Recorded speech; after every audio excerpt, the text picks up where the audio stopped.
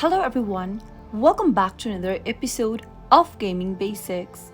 Today, I'm gonna guide you through how to add an account in Mobile Legends. Watch the video till the end and don't forget to subscribe to our channel if you've not yet. Press the notification bell so that you'll never miss another upcoming upload from us. If you want to add a new account in Mobile Legends, then the first thing to do is to run the Mobile Legends game first on your mobile device and go ahead and end up in the lobby page.